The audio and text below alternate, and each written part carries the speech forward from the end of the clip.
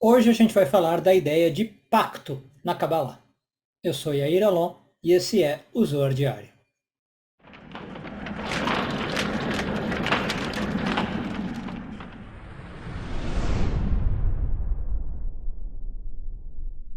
Essa semana continuamos a ler a porção de Vairá, hoje focando nos parágrafos de 74 a 76 do Zohar, oitavo ano de leitura. Bom, e o Zohar está falando aí, é um Zohar bem técnico, tá? Bem complexo até. Ele está falando de um conceito muito importante na Kabbalah, que é o conceito de pacto, ou também pode ser traduzido como aliança. É a palavrinha hebraica Brit.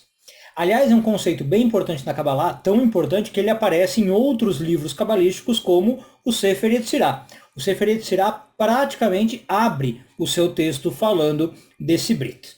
Bom, e o que é esse Brit, então, esse pacto ou essa aliança? É um pacto que a pessoa tem que fazer, segundo a Kabbalah, com o Eterno, com Deus, né? Agora, como é que esse pacto pode ser feito? Segundo a Kabbalah, existem vários modos. O modo mais clássico, né? Nós judeus fazemos esse pacto com a circuncisão, que aliás em hebraico é chamada Brit Milá, ok? Então a circuncisão ela é entendida no judaísmo pela ótica cabalística, né, lida como cabalística, como um pacto que você faz fisicamente, você marca na sua pele uma aliança com Deus. Se você for ler o texto bíblico que pede para que esse pacto seja feito, quando Deus aparece para Abraão e fala, né, ó, você agora vai fazer uma circuncisão, é nesse contexto. Deus fala, a partir de agora eu estou selando um pacto com você, estou selando uma aliança com você, e você vai fazer essa marca para que eu saiba que você e todos os seus descendentes, a partir de agora, têm uma relação diferente comigo, né? Tem esse pacto comigo. Agora, na visão cabalística, se a gente continuar, e como eu disse, o próprio Sefer Yetzirah vai dar conotação um pouco mais ampla para esse pacto. O próprio Sefer Yetzirah vai dizer assim, Brit Milá, né? A palavra Milá, ela pode ser entendida como uma aliança no órgão sexual, por exemplo, né? A circuncisão, mas a palavra Milá, ela é, por exemplo, a palavra. A palavra, palavra. Então o Sefer Yetzirah vai dizer que você pode fazer uma circuncisão, entre aspas, da língua. Uma pessoa que cuida da sua fala, que cuida de como ela usa a língua dela, também está fazendo um pacto. Também está fazendo uma circuncisão e uma aliança com Deus. Tanto quanto a pessoa que fez a circuncisão de fato. Então, por exemplo, tem muita gente que às vezes me pergunta, Yair, mas e como é que fica uma mulher, né, que não vai fazer, obviamente, a circuncisão? Ela não consegue fazer um pacto com Deus? Na ótica da Kabbalah, consegue, né, sem problema nenhum. Ela pode fazer essa outra circuncisão. Outra questão que sempre me aparece. Yair, eu adoro os ensinamentos cabalísticos tal, e eu queria fazer este pacto, mas eu não sou judeu, né? Muitos dos meus seguidores não são judeus. Eu quero fazer, preciso fazer a circuncisão? A minha resposta geralmente é essa. Precisar não precisa, tá? Tem, inclusive, muita gente que faz, chama operação de fimose, né? Não é exatamente a circuncisão, porque, por exemplo, não é feita com uma bênção, com um ritual. Então tem muita gente que faz e realmente se sente, depois disso, mais conectada. Tem inclusive benefícios de saúde, que eu não vou entrar aqui, né, de higiene e tudo mais. Mas tem muita gente que não quer também passar por isso, porque é uma operação que pode ter ali um desconforto, dolorido e tal. E a minha resposta geralmente para essas pessoas é, não é uma circuncisão que realmente precisa ser feita do ponto de vista literal, percebe? Então se você não é judeu, não quer passar pela circuncisão, não tem um rabino que faça para você, porque às vezes o rabino vai entender que é só, né, para um judeu religioso no processo de conversão, tal, tal, tal, não tem problema. Você mesmo não sendo judeu, pode fazer a sua circuncisão de outro modo, tá?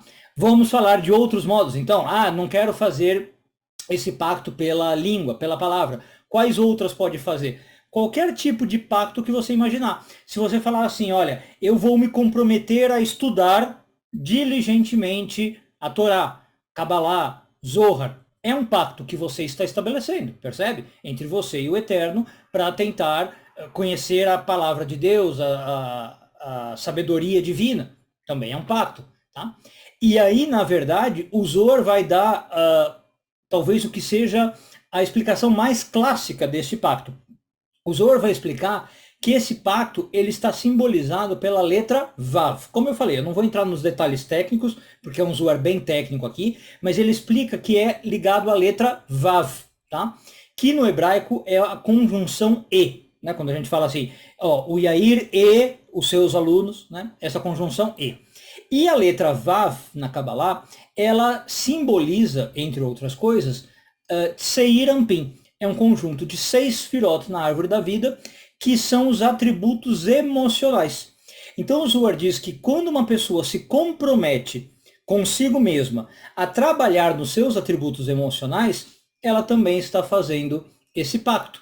Então se uma pessoa fala assim, olha, eu sei que eu tenho, sei lá, um atributo emocional negativo. Eu sou, por exemplo, muito raivoso, eu sou muito ciumento, eu sou muito explosivo, ou eu sei lá, eu amo demais, também pode ser uma coisa negativa, né? Eu sou carinhoso demais, eu me dou demais. Qualquer atributo excessivo, se a pessoa fala, eu sei que eu tenho isso e vou começar a trabalhar, ela também está fazendo um pacto, percebe? Ela também está fazendo esse brit do ponto de vista cabalístico. Então, todos os patriarcas, segundo o Zohar, estavam fazendo um pacto com Deus. Não só porque eles fizeram o Brit Milá, a circuncisão, como eu falei, Deus apareceu para Abraão e pediu que ele fizesse, Isaac e Jacó, mas porque eles estavam fazendo um trabalho nos seus atributos emocionais. Quem sabe um pouquinho mais de Kabbalah, sabe que cada um desses patriarcas representa um desses atributos emocionais. Hesed, Abraão, Gevurah, Isaac, Tiferet, Jacó. Tá? Então, mesmo quando a gente fala da circuncisão, é a Sfirá de Yesod. Né? Então, na verdade, tudo é um símbolo para essas 6 Sfirot de Tseir Anpin, certo? Fica aí a dica. O Zohar diz que é muito importante, em algum momento da nossa vida espiritual, a gente definir esse pacto, estabelecer esse pacto com o divino. Aqui eu dei algumas ideias de como isso pode ser feito, e na visão do Zohar, então, a melhor delas é tente trabalhar os seus atributos emocionais. Tente fazer com que as suas emoções sejam mais elevadas, mais direcionadas para o próprio divino, que elas sejam mais purificadas, é outra linguagem que o Zohar usa. E quando você faz isso, então você está se elevando, se conectando com o divino e, obviamente, se tornando uma pessoa melhor, vivendo de maneira mais santa, de maneira mais cabalística. Um bom dia a todos e tudo de bom.